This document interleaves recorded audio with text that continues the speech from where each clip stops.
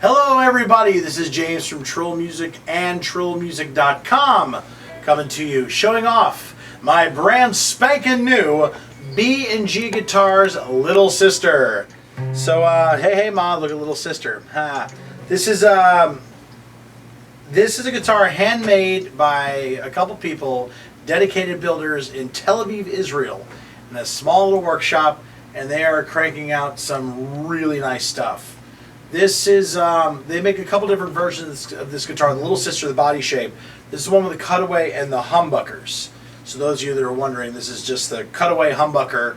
It's a solid mahogany body, the solid maple top, solid mahogany neck, brass here, brass there, and everything is really a lot of time and effort went to put in this guitar. I ordered mine a few months ago. I just got it in a couple days ago. I already played a couple of gigs with it, and it's meeting my. Okay, to give you an idea, my drummer approved.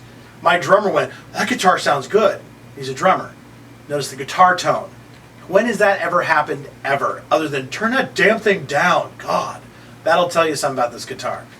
I got this with this setup with the humbuckers instead of the P90s and the cutaway. Just basically the amount of the style of music I end up playing. I need the cutaway and the humbuckers. Just kind of that's what fit me.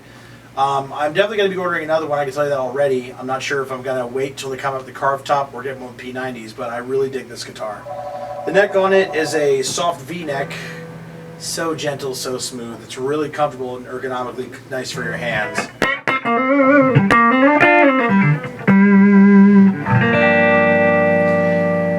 A couple of my friends were guffawing the slotted headstock because it takes some more time for string changes and stuff like that. But I don't usually pop strings at gigs, so it's not an issue for me. And because of the slotted headstock, you can actually get the strings pulling straighter across the nut if you wind it right, which means you get a little bit better tone and a little more open sustain and, you know, that kind of thing. Same thing what Seagull does with their acoustics, how the headstocks are differently shaped to pull the strings straight. So you don't really have that weird interruption in tone. Just kind of keeps going.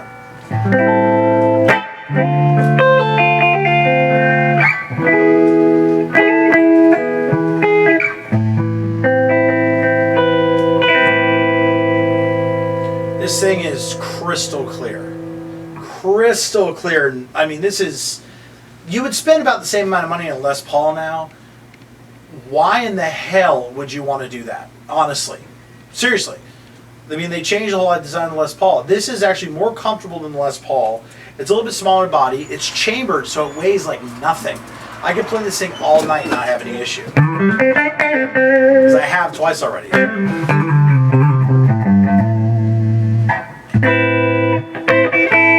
This is the in-between tone on both pickups right now.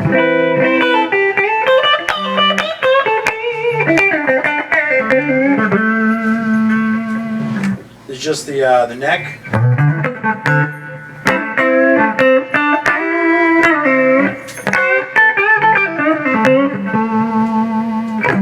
It's the bridge.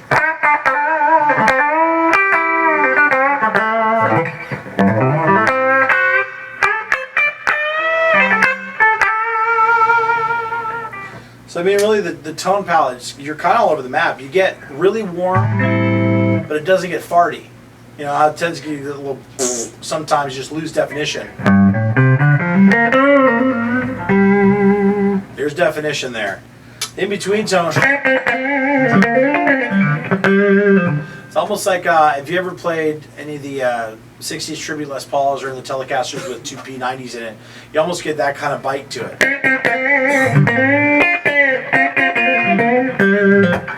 And the bridge is like, you know.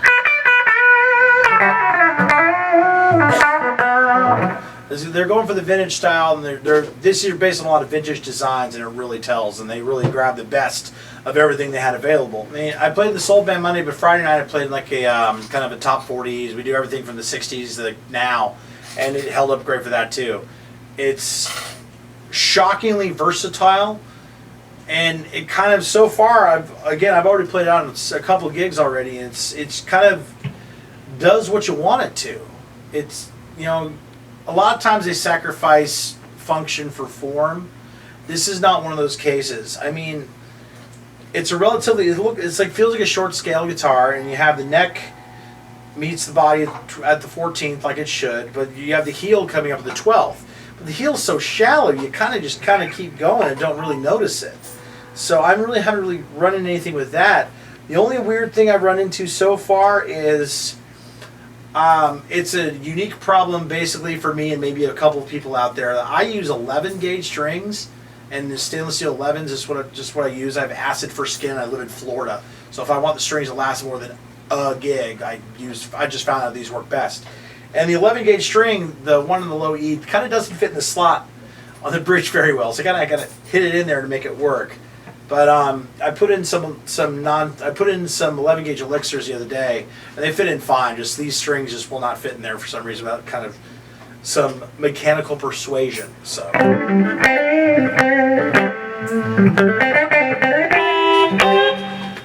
As a guitar purchaser, a guitar player, I don't give a crap how nice it is, how pretty it looks, how much you paid for it.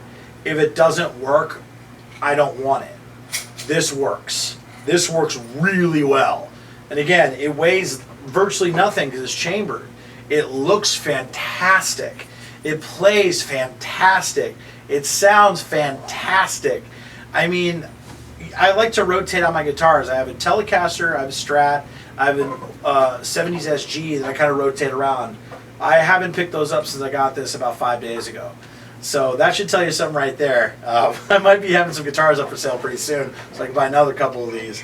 But I mean, it responds really well to everything I throw in. I played some slide on it the other night, and actually it sounded great.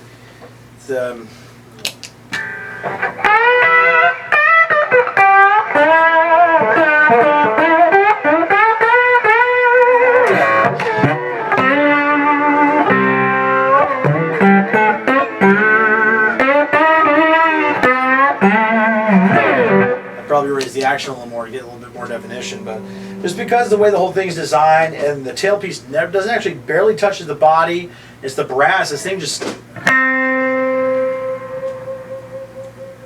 has, when the sustain goes off, it turns into like a sing song, like oh.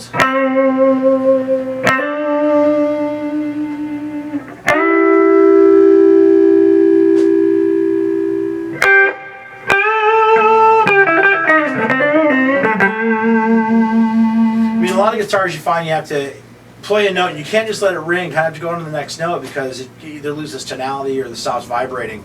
This one you kind of want to let it ring and die out before you hit the other note, because the end of the note is kind of the sweetest part of this whole thing.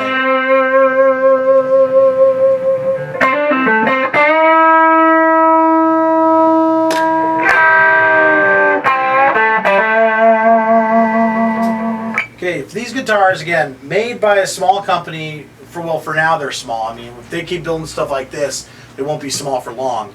You go to B&G Guitars on Facebook, B&G Handmade Guitars on Facebook, or basically Google them, find them online. They've already had a lot of write-ups already in like Premier Guitar Magazine.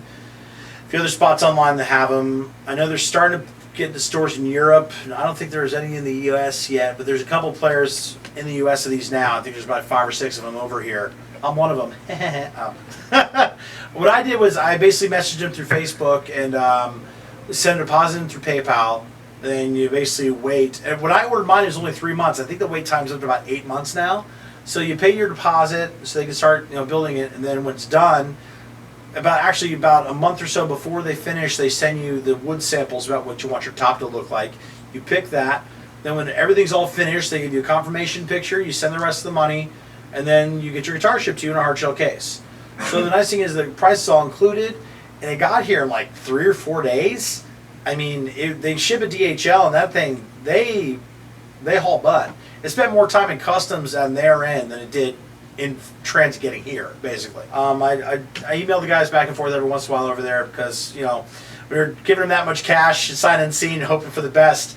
You kind of want to keep in contact, but every email I've ever sent, I get something back within like an hour, if that. And the time difference is like 7-8 hours, something like that. And I love give them more vintage throwback. Again, with slotted headstock, the tuners they put on it, they have the age look on them. They'll bone little the little butterbean things on them looking thing.